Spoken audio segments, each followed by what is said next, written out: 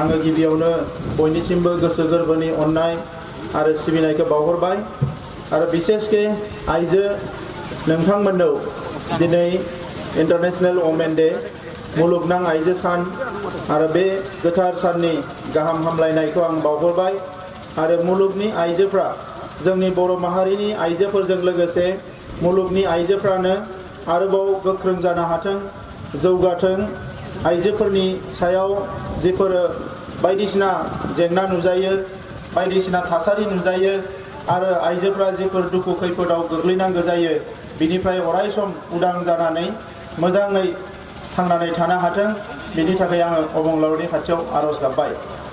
दा मानगोनां रायजोफोर दिनै जोबोद मोनसे मोजां सान मुलुगनां आइजो सान बे सानाव नैबे हाबाफारिफोरखौ लादों बे हाबाफारिया गुबुन गुबुन जायगायाव सोलिगासिनो दङ।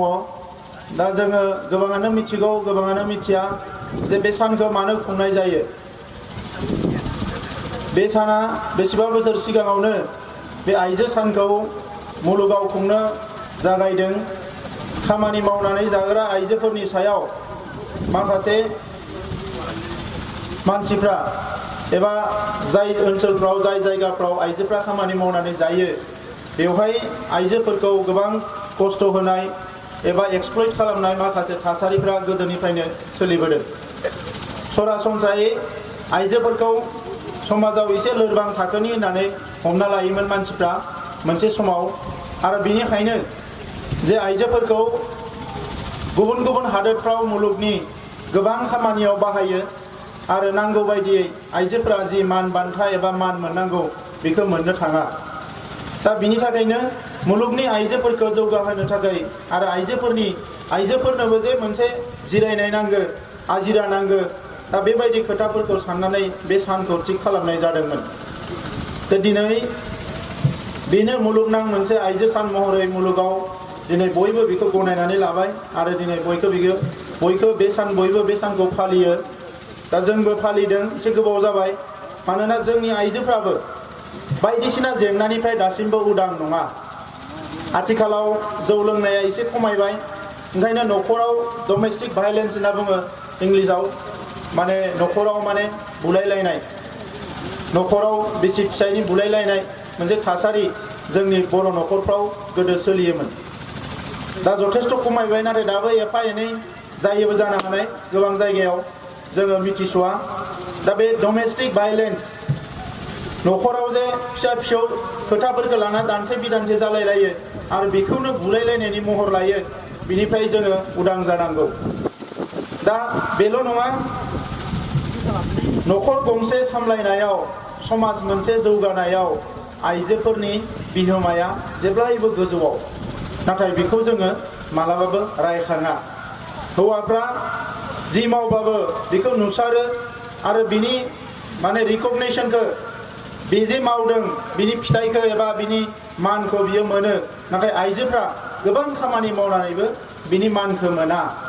दिनै न'खराव बयनिख्रुइ गिबिसिन जाय सिखारो बेयो जाबाय न'खरनि सोरबा सासे आइजो बे बिमाबो जानो हानाय बे सोरबाबो जानो हानाय बयनिख्रुइ न'आव गिबिसिन सिखारग्रा मानसिया जाबाय उन्दुनानै बे जाबाय बिमा आरो बयनिख्रुइ लेट उन्दुग्राया बयबो उन्दुनायनि उनावसो उन्दुयो बेनो जाबाय आइजो एबा सोरबा बिमा।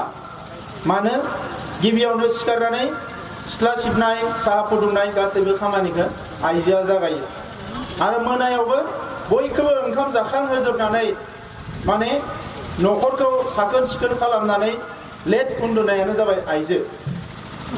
ओंखामखौ गाव सङो ना बेदर गावनो सङो नाथाय गाव जाग्रोनो मोना बयनिख्रुइ लेट गावसो जायो बे जाबाय आइजो। न'खराव गासैखौबो जोथोन लायो नाथाय गावहा बेराम जायोबा मुलिखौ थाब मोनजाया एसे लेट मोनजायो बे जाबाय आइजो। मानो हौवाफ्रा खर' सादों होनबानो गावहा थांना फार्मासियाव मुलि बायना लायबाय नाथाय आइजोफ्रा हाया। आइजोफ्रा सोरखौबा बुंनो गोनां जायो आंहा खर' सादों मुलि जागोन दा बे खनसेयावनो खोनासंबाय नङाबा खेबनै बुंफिननांगोन आंहा खर' सादों मुलि जागोन खेबथाम बुंफिननांगोन आंहा खर' सादों होनबासो बियो मुलिखौ मोनजागोन मालाबा मोनजायाबो जानो हानाय। गावनि आखायाव फैसाया थायो नाथाय बाहायनो थाखाय पारमिसन लानो गोनां जायो। बे जाबाय आइजो। दा दानाय लुनायनिफ्राय लानानै न'खरखौ साखोन सिखोन खालामनाय, गथ'फोरखौ आखल आखु दानाय, गावनि माने न'खरनि बिगोमाखौबो गासैबो बिथिंनिफ्राय जोथोन लानाय, बे रां दोनथुमनाय, गासैबो बिथिंनिफ्राय जोंनि न'खर संसारखौ सामलायग्रायानो जाबाय आइजो। जोङो मिथियामोन उन्दैयाव जे थाखा फैसा गरसेबो गैयाबाबो मास मोनसे गाहाम सानस्लाबनो हायाजासे आइया जोंनो ओंखाम जाहोयोमोन। नाया बबेनिफ्राय फैयो जों मिथिया, बेदरा बबेनिफ्राय, मैगङा बबेनिफ्राय फैयो जों मिथिया, खुनु साख्रिबो मावाखै, नाथाय जोङो मोनजाबाय थायो आरो मोनजाबाय थायो। दा बेनो जाबाय आइजो। दा बेनिखायनो जे दिनै मानगोनां रायजोफोर, बे गासैबो जेंनानिफ्राय आइजोफ्रा उदां जानांगोन आरो हौवाफोरनि बायदि एखे उदांस्रि लानानै उदां जानानै जेला आइजोफ्राबो सानगोन जे आंनि न'खरखौ ओरै खालामगोन, जोङो समाजखौ ओरै खालामगोन, हादोरखौ ओरै खालामगोन, रायजोखौ ओरै खालामगोन, अब्ला जोंनि समाजा गोबां जौगाबावगोन। दिनै माहारि दानायाव, समाज जौगानायाव गोबां जायगायाव आइजोफोर गैया, आइजोफ्रा जायगा मोना। आइजोफ्रा बयनिख्रुइ बांसिन साननो हायो आरो धैर्य सैज्यआबो आइजोफ्रानो बारासिन गुबुननिख्रुइ। दा बे आइजोफ्रा जुदि दैदेनगिरि जानो मोनोब्ला दिनै जोंनि समाजा जोबोद जौगागोन। नाथाय दिनैबो जोङो आइजोफोरनो बै जायगाखौ होनो हायाखै। मोनसे समाव लेखा फरायनायनि अनजिमाया जोबोद खममोन, थाब थाब हाबा जायो, आइजोफोरनि लेखा फरायनायखौ मालाबाबो गोसो होआ। नाथाय दा लासै लासैनो हौवासाफोरनिख्रुइ हिनजावसाफ्रासो फरायनायाव मोजांनिफ्राय मोजां जाबोदों। दा बिदि होनोब्ला जोंनि दिनैनि बर' माहारि दानायाव, जोंनि आफादफ्राव, समाजाव, जोंनि राजखान्थियाव जेरावबो आइजोफ्राबो समान समान जायगा मोननांसिगौ। दा नंखायनो आं नोंथांमोनखौ खावलायगोन, दिनै जिखिनि बेवहाय आइजोफोर दङ, नोंथांमोनाबो बेफोर खोथाखौ सान आरो ओंखाम संनाय, जि दानाय, न'खरनि खामानिखौ ट्रेडिसनेलि परम्परागत भाबे जोंनि आइजोफ्रा मावबोदों, मावबायबो थानांगोन। नाथाय बेजों लोगोसे आरोबाव आगानसे सिगाङाव जोंनि रांखान्थिया बोरै सोलियो, समाजखान्थिया बोरै सोलियो, राजखान्थिया बोरै सोलियो, सोलोंथाइया बोरै सोलियो, बे गासैबो खोथायावबो जाहाथे जोंनि आइजोफ्रा माने एसे आगानसे हरबावनानै साननो नाजायो, अब्लासो जोंनि गथ'फ्रा गोरों जागोन। दा दिनै जोङो बयबो नुदों जे जोंनि हारिमुवा सोरनि सायाव थांनानै दङ? आइजोफोरनि सायाव। दा गुबुन गुबुन जायगाफ्राव, नोंथांमोननि जायगायावबो दिनै मोनसे समाव गैलामोन, दायो हाबा जानाय आइजोफ्राबो मोसायो गोबां जायगायाव। आं बेखौ जोबोद मोजां मोनदों। मोजां मोननायनि जाहोना मानो? जे दिनै बिमाया मोसायोबा गावनि गथ'खौ मोसानो फोरोंगोन। दा बेनिखायनो जोंहा हारिमुवा दिनै बयबो मोसानो गोरों। जोंनियाव मोसानो रोङैयानो गैया। बहाबा स्कुलाव थांनानै डेन्स स्कुलाव सोलोंलायनो नाङा, बयबो मोसानो गोरों। अब्ला जोंनि हारिमुवा थांनानै थागोन। दानाय लुनाया एसे खमायबाय। आङो आइजोफोरखौ खावलायदों, एटलिस्ट जोंनो नांगौखिनिखौ जाहाथे दानाय लुनायनि सर'खौ, हुदाखौ दाबो लाखियो। मानो? गावनि हारिमुखौ गावसोर फोथांनांगोन। दिनै आर'नाइखौ मालाया दानानै हरदों, आर'नाइनि जेबो गुनानो गैया बेवहाय, नामावल' आर'नाइ। गामसाखौ मालाया दानानै हरगोन, गामसा होननानै गानजाया बेखौ। दख'नाखौ मालाया दानानै हरगोन, दख'ना ना सादोर जों हमनो हानाय नङा बियो। दा बेबायदिबा जोंनि हारिमुवा थांना थानाय नङा। ओंखायनो माखासे खामानिया एसे गोब्राब जायो, खस्थ' जायो, नाथाय गावनि हारिखौ फोथांना दोननो थाखाय बेखिनिखौ मावनो गोनां जायो। ओंखायनो जोङो रायज्लायदोंमोन 10 बोसोरसो सिगाङावनो बाहेरनिफ्राय फैनाय आर'नाइ दख'नाफोरखौ बन्द' खालामनांगौ। मानोना बेवहाय रांखान्थिबो दङ। दिनै आसामाव 12 लाख बर'फोर दङ। बे 12 लाखखौ खावनै खालामोबा 7 लाख आइजो, 7 लाखा जाबाय आइजो। बे 7 लाखनि गेजेराव 3 लाखा जुदि दख'ना गानोब्ला आरो बोसोरसेयाव गांथाम गांब्रै दख'ना गानोबा 12 लाख दख'ना नांगोन। बे 12 लाख जे दख'ना नांगौ, बेखौ नोंथाङा सानजाबदो। गांसे दख'नायाव 50 रां करि, 500 रां करि सानजाबोबा बेसेबां जागोन? गासैजों 6 कौटि थाखा फैगोन।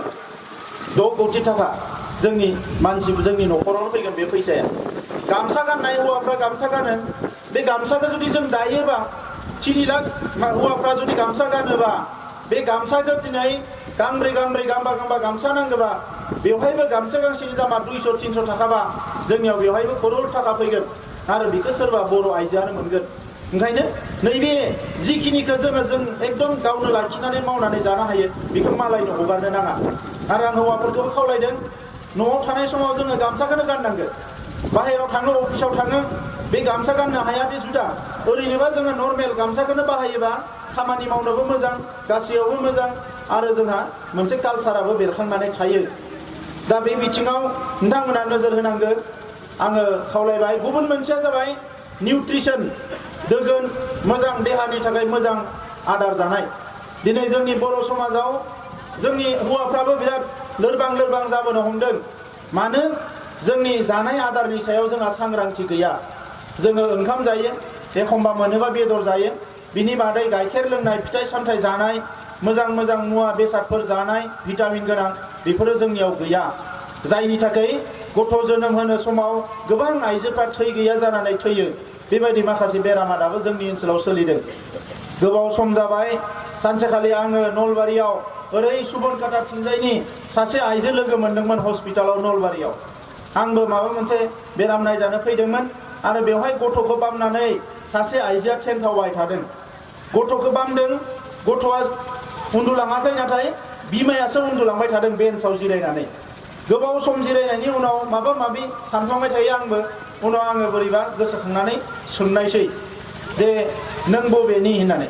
अब्ला बियो बुंबाय आङो सुबनखाता निकासि बिथिंजायनि साहानि होनदों आरो। सोरजों फैदों? हारसिं फैदों। मा जादों? बेराम जादों। बिगोमाया मा खालामो? हाजिरा मावो। ओरैबायदि दुरबल, उइक, माने लोरबां, माने गथ'खौनो बामनो हाया बायदि गोबाव सम बेराम जादों। फैसा बेसे लाबोदों? 300 थाखाल'। 300 थाखा लानानै बेराम नायजानो थांदों। डाक्टारनो बेसेबां फिस नांगोन, मुलियाव बेसेबां नांगोन बिनि हिसाब गैया। बेराम जादों नालाय नायजानो थांदों। दा बे उनाव आंनियावबो बारा फैसा गैयामोन। बिनि गेजेरावनो एसेसो फैसा होनानै आं बेखौ बुंबाय जे नों नायजानानै थांदो आरो उनाव फैयोबा सानैबो फै। नाथाय सानैबो बोरै फैनो? सासेया मावाबानो सासेया मोनजाया। दा बेबायदिबो जोंहा बर' न'खरा दङ। दा नंखायनो आं नोंथांमोनखौबो खावलायगोन जोंनि जानाय लोंनायफ्राव मोजाङै कनसियास जानांगौ, मोजाङै फोमोनना जानांगौ आरो बेजों लोगोसे दैफोरखौबो मोजाङै लोंनांगौ। आरो माने एफा एनै थाखा फैसा मोनोब्ला बेखौ एसे एनै फिथाइ सामथाइ जानाय, गाइखेर लोंनाय नैफोर हुदाफोरखौ खालामनांगौ आरो मोजाङै खाजाफोरखौ जानांगौ, साफा सुफा थानांगौ बे जिनिसफोरखौ। ओरैनोथ' गुबुन ट्राइबेलफोरनिफ्राय बर'फ्रा साफाखा, गासैबो बिथिङाव साफा, बेखौ बयबो जोंखौ मानिखायो। नाथाय बिनि गेजेरावनो आरोबाव एसे आरो गुबुन मोनसे जोबोद गोनांथार बाथ्राया जाबाय आखल आखु दानाय। ओरैनो दायो मेल मिटिं जायै रायलायै बर' सेंग्राफोरखौ, लाइमोनफोरखौ आङो जथेस्थ' आखल आखुआ मोजां जाबोनाय नुदों। नाथाय बिनि गेजेरावनो जोंहा आरोबाव मोनसे दायित्व लानांगौ बयबो, बे जाबाय आखल आखु दानाय। जाय समाजा आखल गोनां नङा, जाय समाजनि मानसिफ्रा आखल गोनां नङा, बे मानसिफोरखौ रावबो मोजां मोना। ओंखायनो एटलिस्ट जोंनि गथ'फोरखौ, जाहाथे लाइमोनफोरखौ जोङो उन्दैनिफ्रायनो जोंनि बिमाफ्रा आखल आखुखौ दानानै हरो। जोङो ओरैनो सेंग्राफ्रा बुंनाय खोथासो, आंथ' मिथिया, फरायनो थांग्राफ्रा हाजो इउनिभारसिटियाव, हाजोनि कलेजफ्राव फरायनो थांग्राफ्रा फैना बुंफैयो गुबुन हारिफोरनि माने आइजोफोरनि नोजोराव बर' सेंग्राफ्रालायनो बिराद माने मा फसायग्रा, माने बयबो मोजां मोनग्रालायनो बर' सेंग्राफोरखौ हाजोनिफ्रा बुङो आरो। दा आखला माने हाजोनि सेंग्राफोरनिख्रुइ जोंनि बर'फोरनि सेंग्राफोरनि आखला मोजां। गोबाङानो जौबो लोङा, सादा बिरि सिगारेट गय जाया गोबाङानो। दा आखल आखु दानायखौ जों जाहाथे बयबो गोसो होयो, आं बेखौ खावलायबाय। बाखि रांखान्थि जौगानाय बायदिसिना गोबां खामानियाव जोङो बिबान लानांगोन। दा रायजोफोर, बिटिआर गोरोबथाया मा, बिनि सायाव आं फंनैसो बुंनो सानदों। जोंहा बेरलाव कारजिदा दङ, बियो एसे मोजाङै बुंबावगोन आं थांनायनि उनाव। मोननै मोनथामसो मोनब्रैसो मिटिं दंबावो, ओंखायनो आं एसे थाब थांगोन। दा दिनै गोरोबथाखौ खालामबाय जोङो 27 जानुवारियाव, आरो बेवहाय बयनिख्रुइ देरसिन खामानियानो जाहैबाय जे दानि एसे आगोलाव जोंहा बे गपाल राभा बिथाङा बुंनाय बायदिनो जे जोंनि सेंग्रा जोहोलावफ्रा ससनमाने न'आव फैनायनि खाबु मोनबाय।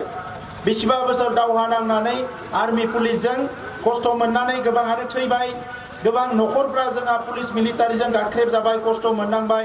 दा बिनि उनाव जेरैखि जाया नारा नाथा नाजायै सावरायनानै NDP एबसु बयबो नाजानानै जोंनि गोरोबथाया 27 जानुवारियाव जानानै थाङो। आङो बे बोरिमाखा ओनसोलनि रायजो राजाफोरनि खाथियावबो आंनि गोसो गोरबोनि खुलुमनाय आरो साबायखरखौ बावहरदों। मानोना नोंथांमोना NDP BLTनि सोमावसारनायाव पुलिस मिलिटारिजों खस्थ' मोननांदों। बेजों लोगोसे दुलाराय बर' फरायसा आफादनि सोमावसारनायाव गावनि पकेटनि फैसा गारनानै बहाबा बरमायाव सान्दुं थिं थिं सानसे गाहाम राजा लामायाव जिरायहैदों, मालाबा बङाइगावआव थांनानै रेल लामायाव जिरायहैदों। गोबां खस्थ' नोंथांमोनाबो खालामदों आरो बिनि थाखायसो जोङो नैबे बिटिआरखौ मोननो हादों। दा बिनिखायनो बे बिटिआर जे मोनदों बियो सोरबा सासे सानै लिडारफोरनि गोग्गानांगौनि बाथ्रा नङा। दुलाराय आइ आफा रायजो राजाया बयबो समान समान खस्थ' खालामनानै थै होनानै जिउ होनानै गोलोमदै बाहायनानै थाखा फैसा गारनानै जोङो नैबे बिटिआरखौ मोननो हादों। आरो बे बिटिआराव दिनै सोरबाया मायबा दङ मायबा गैया होननानै रायलायसोगारदों। नाथाय मानगोनां रायजोफोर BSCआ गाहाय थाखोआवमोन, बिनिफ्राय एसे गोजौ थाखोआव जोंहा BTC मोनदों आरो बिनि एसे गोजौआव दिनै बिटिआरखौ मोननो हादों। राजखान्थि लाबालाबनि थाखाय जोंखौ नंखाय होननानै बुंनो थाखाय दिनै सोरबा जोंनि बर'निनो राजखान्थि लिडारफ्रा बेवहाय जेबो गैया मा गैया बायदिसिना होननानै बखिसोगारदों। गामि दानख'गोन मा दानख'गोन। दा बे गासैबो जोङो बेखौ मावनो गोनां जादों इयुनाव जोंनि आलादा रायजो मोननांगौनि बाथ्राखौ रोखा खालामनो थाखाय। दिनै जोंनि सुबुं अनजिमाया बाङायल', ओंखायनो जोङो जेसेबां सोमावसार जिउ हो आलादा रायजोखौ होआ होननानै बिथांमोना दिनै साननानै लादों जोंनि सुथुर हान्जाया। नाथाय बिनि गुबै जाहोना जोंनि सुबुं अनजिमासो। दिनै जों रायजो जानाय ओनसोलाव जोंनिख्रुइ गुबुना सुबुं अनजिमाया बांबाय। दा नंखायनो जोंनि सुबुं अनजिमाखौ बोरै जों थिग खालामफिननो, 50-60 जौखोन्दो बोरै खालामनो, जायखौ खालामनो हायोब्ला जोङो आलादा रायजोखौ मोननो हायो, बै खोथाफोरखौ साननानै गामि दानख'नाय आरो गामि सोनाय बे खोथाफोरखौ रायलायनाय जादों। आरो दिनै जोङो रोखा खालामनानै लादों सरकारजों रायलायनानै गाबोन समफोर कमिसन दायोब्ला एटलिस्ट जोंनि गामिया गहपुरसिम थांनांगौ होननानै जोङो रायलायनानै लादों। दा बेनिखायनो रायजोफोर जोङो दिनै सिमा बारायनाय, सिमाया अरनाय बे खोथाफोरखौ लानानै रावबो गोनो गोथो जानो नाङा। गुबुन मोनसेया जाहैबाय जे दिनै पुलिस आरो SP आरो DC BTC BSCआव पुलिसखौ बाहायनो मोनामोन, पुलिसनि सायाव जेबो बुंनो मोनामोन, DCनि सायाव जेबो बुंनो मोनामोन। दिनै 6 सिडिउल काउन्सिलफोर दङ जेराव DC SPखौ जेबो बुंनो मोना। जोंनियाव नाथाय नैबे गोरोबथानि गेजेरजों जोङो SPफोरखौ सोलायनो हानाय जाबाय, DCखौ गावनि खामानियाव बाहायनो हानाय जाबाय। बे गोहोफोरखौ जोङो मोनबाय। आरो बेजों लोगोसे जेसेबां बर' बिजोंनि फरायसालि दङ बे गासैबो खनसेयावनो प्रभिन्सियेलाइज जानायनि लामाया फैबाय। आरो नोंथांमोना नुबाय मैया दाख्लै बाजेटआव माने क'क्राझारनि जि फाइन आर्ट कलेज, मिउजिक आरो फाइन आर्ट कलेज बेसेबा बोसोर नाजाबाय, BTC सरकारखौ नारसिनबाय, MLAखौ नारसिनबाय, मन्त्रिखौ नारसिनबाय, जायाखैमोन। नाथाय नैबे गोरोबथानि गेजेरजों दाख्लै क'क्राझारनि फाइन आर्ट कलेजआ गभर्नमेन्ट कलेज जानानै थांबाय। बे जोंनि थाखाय बेसेबांबा गोग्गाथावना। आरो बेजों लोगोसे दिनै स्कुलफ्रा लासै लासैनो प्रभिन्सियेलाइज जागोन, मास्टारफोरनि साकरिया रेगुलार जागोन। दिनै BTC सरकारा टेट मास्टारफोरनि साख्रिखौ होनो हायाखै, 99खौ होगोन होननानै फैसा जायो। मादार टिचार, इंलिश टिचार गोबां जेंना दङ जोंहा, मोनसेबो जेंनाखौ सुस्राङा। दाख्लै बावै रङियायाव गासैबो आफादफोरजों जों सावरायदों, मानोना जोंहा जेंना दङ। जेंना थाबा सावरायखानांगोन। आरो सावरायनायखौनो गावहा 17 बोसोराव मावना होनो हायाखिसै। दिनै हाग्रामा महिलारि बिथाङा सरकारा रायलायनायल'आवनो दाख्लै जोंखौ बिथाङा जोबोद रागा जोंदों। आंखौ नाम लानानै बुंदों बियो इडुकेसन डाइरेक्टरेट नामा रायलायनो थाखाय, डाइरेक्टर नामा होननानै। जोंनि जेंनाखौ रायलायनायाव डाइरेक्टर जालायनांगोन नामा? डाइरेक्टर नङालासिनो माथो गोरोबथा खालामनानै दिनै मिउजिक फाइन आर्ट कलेजआ प्रभिन्सियेलाइज जाबाय। मानो जाखो? डाइरेक्टरथ' जालायनाङा। MLA मन्त्रि गैयामोन जोंजों, MP गैयामोन, थेवबो दिनै सुक्तिया जाबाय, गोरोबथाया जाबाय। मानो जाखो? रायजो राजाफोरनि बिसास, गोसो गोरबोजों फोथायनाय, आन्दलन, इसोर अबंलावरनि सायाव फोथायनाय। सरकाराबो मोजां खामानि मावबा गनायनो गोनां जायो। आरो बिनि थाखाय जों बेसेबा गोबाव खस्थ' खालामदों। दा मानगोनां रायजोफोर गोबां दंबावो। आरो दिनै बेवहाय बाथौसालि, खेराइसालि गासैखौबो जोङो बे सुक्तियाव बिनानै लाबोबाय। ओरै हारसाफोरनिया गुवाहाटियाव कलाक्षेत्र दङ माला, जों मानसिफ्रा नायनो थांसैयो मा दङ मा गैया। दिनै जोंबो बे एखे खेराइसालि भेरगावआव जोङो 100 बिगा हा लानानै खेराइसालि बानायगोन, जेरावनोखि मुलुगनि मानसिफ्रा खेराइया मा बेखौ नायनो फैगोन।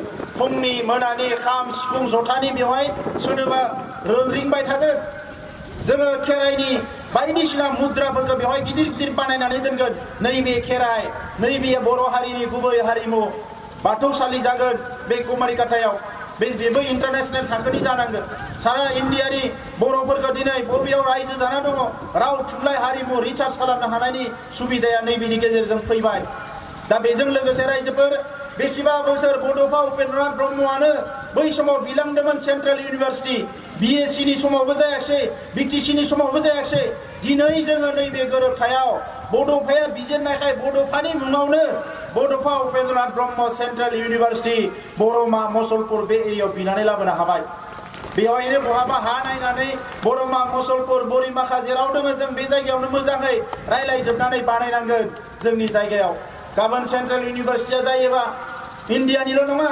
मुलुगनि मानसिफ्रानो फैगोन नैबे ओनसोलाव आरो अब्ला जोंनि मानसिफ्राबो आदान प्रदान जागोन जोंनि फरायसाफ्रा न'आवनो ओंखाम गोजां जानानै मटर साइकेल लानानै इउनिभारसिटियाव सेन्ट्रेल इउनिभारसिटियाव फरायनो थांनो हागोन लासै लासैनो जोंनि ओनसोलफ्रा जौगागोन आरो बिखौ MLA मन्थ्रिया बिनानै लाबाखै गोरोबथा खालामग्राफ्रासो बिनानै लाबोदों सा सानजा भारतआव जेसेबां रायजो दङ मोनसेबो रायजोआव मोनथाम मोनब्रै इउनिभारसिटि गैया दिनै जोंनिया स्टेट नङा जानो हानाय नाथाय खेबसेयावनो जोङो गंब्रै इउनिभारसिटि बिनानै लाबोनो हादों अर्गेनिक इउनिभारसिटि सेन्ट्रेल इउनिभारसिटि आरो लोगोसे ट्राइबेल इउनिभारसिटि बे गासैबो इउनिभारसिटिफोरखौ बिनानै लाबोनो हादों खेबसेयावनो गंनै मेडिकेल कलेज आरो लोगोसे केन्सार हस्पिटाल जोङो बिनानै लाबोनो हादों मानो बे सुक्तिया जेबो गैया जानो NIT बिनानै लाबोनो हादों जोङो गोदो CIT मोनबायबा नैबे NIT नेशनेल लेभेलनि मोनसे इन्जिनियारिं कलेज जों बिनानै लाबोनो हादों दा मानगोनां रायजोफोर गोबां बे सुक्तियाव गोबां जिनिसफोर फैदों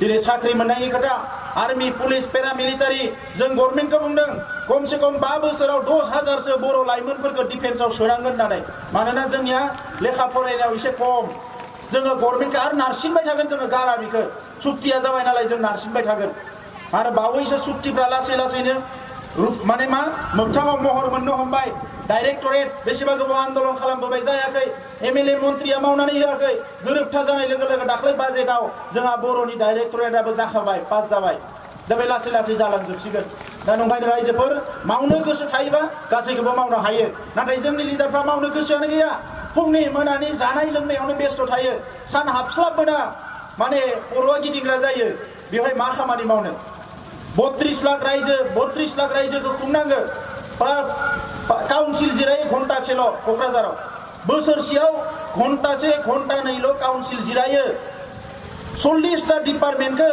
घन्टासेयाव रायलायना फोजोबनो हागोन ना रायजोफोर एसेबां गिदिर गिदिर डिपार्टमेन्टखौ दिनै खामानि मावनायनि बिथांमोना गोसोआनो गैया जायनि थाखाय गुबुन हारिफ्राबो गाज्रि मोनजोब्बाय जोंनि हारिनि गोरिब गुन्द्राफ्राबो जेबो मोनाखिसै दिनै गुजरात हारियानायाव खामानि मावनो खारजोबनांबाय जोंनि सेंग्राफ्रा लाइमोनफ्रा दा बिसोरखौ जोङो न'आव लाफिनजोबनांगोन 5 बोसोरनि गेजेराव ओंखायनो राजखान्थियाव दिनै आंबो फैनो गोसो गैयामोन राजखान्थिया आंनि निसाबो नङा आंनि पेसाबो नङा राजखान्थि खालामनानै जालांनायनिबो आंहा धान्दा गैया दिनै सोरबा बुखिदों सिप जानो फैदों उमुक फैदों तुमुक फैदों नोंथांमोनानोथ' सिपमोन एसेबां गोबाव नोंथांमोनानो EMमोन रायजो राजानि जेबो मावाखिसै दिनै जों फैनो गोनां जाबाय दा बिखौ लानानै रायजो राजानि खामानिसो मावनो फैदों खम समनि गेजेराव बियो आंनि थाखाय मोनसे एसाइनमेन्ट मोनसे प्रजेक्ट मोजाङै खामानिया सोलियाखै मोजाङै सोलिहोनांगौ ओंखायनो जों जइन जादों दिनै बेरलाव केकारजिमोन बायदि प्रफेसारा बेयाव फैनानै बाहागो लाफैदों गोबां जोंनि जोहोलावफ्रा दिनै बाहागो लानानै